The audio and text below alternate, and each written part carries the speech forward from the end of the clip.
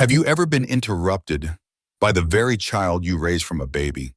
The moment you realize the person who once listened intently now just sees you as someone old now, what more do you know, is a pain few ever speak of. As we age, memory can sometimes dull a bit. The same stories get repeated. Our well-meant advice gets dismissed as too much. And then respect from children also gradually fades before you even realize it. Nobody says it outright, but you sense it in their eyes, in their voice, that you're seen as old now. What more do you know? It's a feeling so hard to describe. It's not a sharp pain, but a dull ache that saddens the heart deeply. But did you know you still possess so much value, and there are still ways to regain respect, quite naturally. Not by raising your voice or trying to force others to listen, but by taking initiative in small ways, how you live, remember, and connect daily. Today, I'll share 6 seemingly simple secrets to help you maintain your children's respect, even if your memory isn't what it once was. If you've ever felt quietly overlooked, please stick with me through this video, because you deserve cherishing, not for perfection, but as an irreplaceable part of their lives. Yes, those very children. Let's begin with the first point. Maintain a regular schedule to boost self-reliance. Self-reliance isn't lost overnight. It starts when your child asks, "Dad, what's for dinner?" And you blank, unable to answer. When memory starts to slow down, what's truly unsettling isn't just forgetting. It's feeling your decision-making power slip away. Sometimes this shift leads children to intervene, remind, or even direct you. And your heart aches. The question isn't, why don't they respect me anymore? But rather, say, am I living in a self-respecting way? A key way to keep self-reliance and others' respect is precisely maintaining a regular daily schedule. Waking, eating, and resting on time, knowing your day's plan, simply tells the world, and you, I'm still in charge of my life. Studies from Duke University, USA, show older adults with stable schedules experience less stress, better memory, and improved decision-making. This habit not only boosts physical function, but also clearly tells children, Mom and Dad are still in control. And this very thing gradually shifts children's attitudes, from intervention to trust. Mr. Larry, 76, from Ohio, heard constant reminders. Dad, meds. Oh, dear Dad, what's for dinner? We napped all afternoon. These questions irked him, but then he changed. Each morning he rose at 6:30 a.m., drank water, did light exercise. Breakfast at 7 a.m., then 8 a.m. watering plants. He posted his medicine schedule on the fridge and shared his daily plans with his son. No more reminders. They saw him living awarely, responsibly, truly deserving respect. Nothing grand is needed. A steady life rhythm shows your children you're still at the helm, even if memory sometimes stumbles. Because respect isn't demanded. It's built by daily living, quiet yet steadfast, like an old clock chiming regularly, needing no prompt, never missing a precious beat. Once you've got a daily rhythm, next for self-reliance, learn to manage essentials, medications, and personal finances. Forgetting one bill won't silence your voice in the family, but if your child decides all for you, finances to meds, then that voice isn't yours anymore. Many seniors confide, I don't fear forgetting, I fear being a burden. And sadly, it's true. In many families, respect yields to doubt over a few forgotten pills or unclear bills. But if children just do everything, over time, you'll also start doubting your own abilities. Managing your own medication and finances is a powerful way to keep control of your life. It's not just remembering which pill when, but showing your children and grandkids, Mom and Dad still know what's what. It's not just paying the right bill, but preserving your self-respect and mental confidence. The U.S. National Institute on Aging says seniors managing their prescriptions and spending are less dependent, less depressed, and more valued by family for their independence. Small things like pill organizers, spending logs, or phone reminders not only aid your memory, but also ease children's worry in meddling in what you can still do. Ms. Dorothy, 79, in Texas, had her daughter manage her savings after one forgotten electricity bill. She was sad, but didn't argue. She got a labeled pillbox, kept a weekly ledger, and showed her daughter every item clearly. 3 months later, her daughter said, "Mom, you're doing better than I imagined." Thenceforth, she gradually regained her family standing, not by blaming, but by persistent action. Start small, post medication times visibly, use memory aids, pay small bills yourself. Crucially, don't fear slowness, just don't quit. Because proving you can still self-care isn't just about control, it's about keeping the respect of your loved ones. To keep respect fully intact, another crucial point is how you communicate.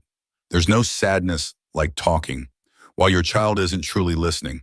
Maybe you're not wrong, but you've told that story 5 times and their eyes glazed over long ago. At this age, many feel they're talking but no longer truly heard as before. Sometimes children are silent. Sometimes their eyes wander. Not because you're wrong, but because you've repeated it so often, the listener finds nothing new, no need to pay attention. When memory slows, repeating old stories, forgetting you just told them, or asking things repeatedly is very common. But that doesn't mean you can't train yourself for clearer, more effective communication. Because when you keep narratives concise, stop appropriately, and share meaningful things, others listen more intently, feel respected, and reciprocate that respect. A University of Michigan study shows older adults communicating clearly, without rambling, and less repetition enjoy better family ties, feel less lonely, and notably, are seen by grandkids as old but still sharp.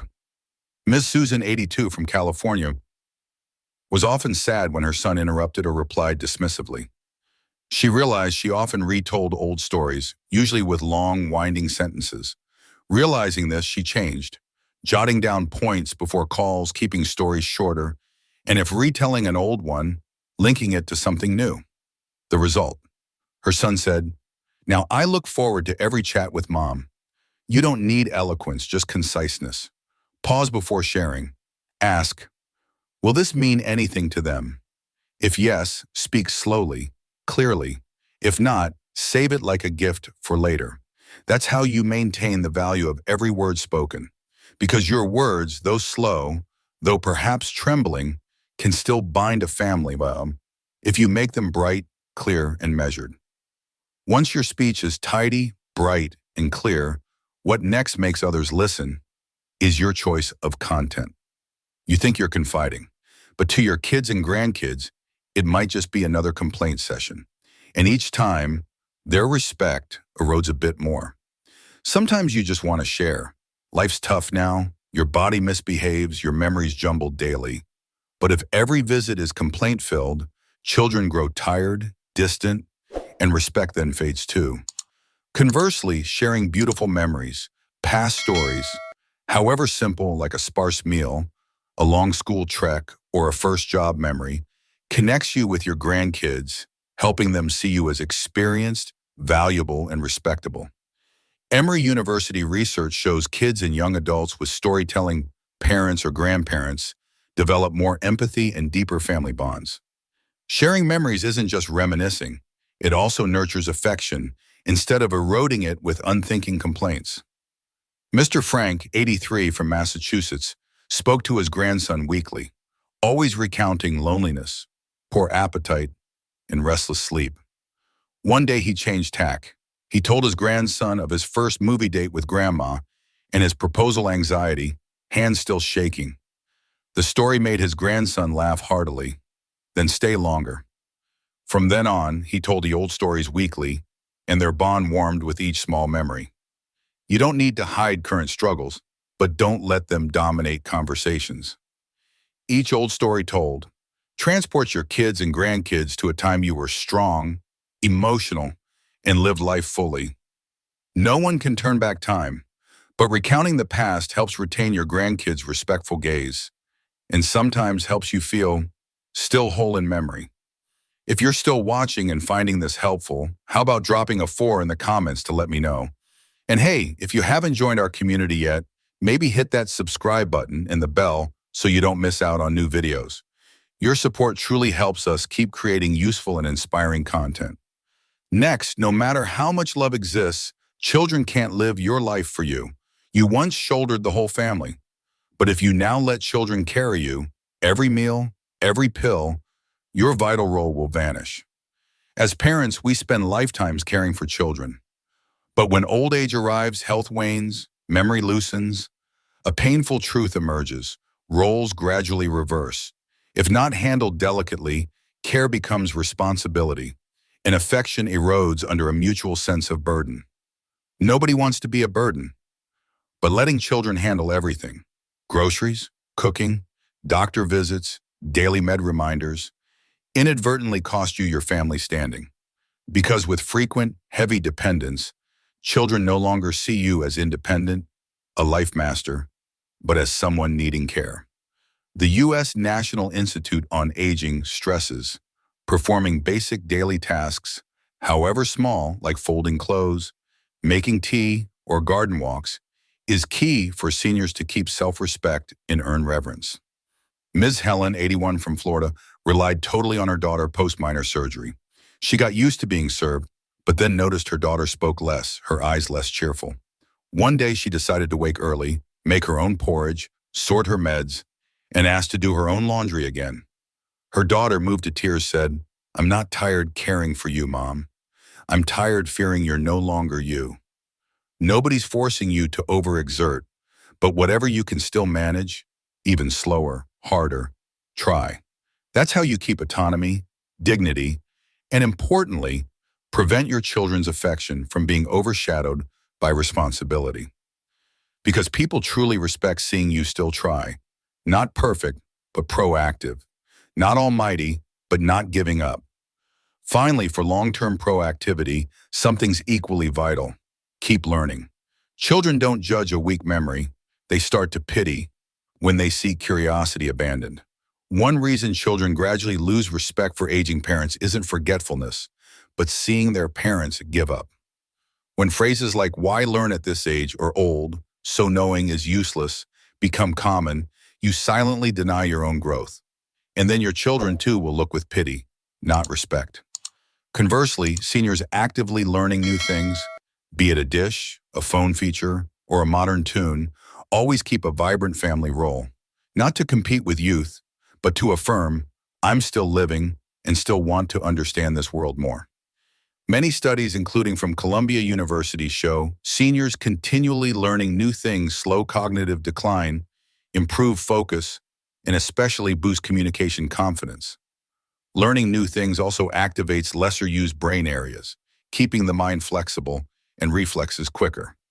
Mr. Thomas, 84 in Oregon, learns a new Spanish word weekly for neighborly chats. He once said, "I don't recall everything, but I recall I tried." His son, once thinking his father ignored tech, was amazed seeing him self-learn smartphone appointment booking. And thenceforth, family respect seemed deeper. Not for his skill, but his refusal to stagnate. You needn't learn grand things. A new dish, faster clothes folding, simple drawing, or just listening without interrupting. Each new thing learned reignites your memory, reminding grandkids you're still growing your own way. Because the most respectable person isn't who knows most, but who never stops learning. Even if memory sometimes drops details en route, respect isn't demanded. It's built, day by day, by how we live.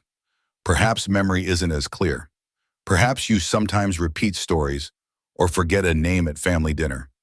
But that doesn't mean you've lost value. No one can erase your life experiences, your lessons learned, or your love for your kids and grandkids, even with an imperfect mind. And it's from self-reliance in small tasks, timely medication, noting reminders, steady life rhythm, staying open to learning. You show your children you're still you, someone worthy of being heard and respected. If this video resonated with you, please don't keep it to yourself. Share it with your spouse, your peers, or even send it to that child you're thinking of.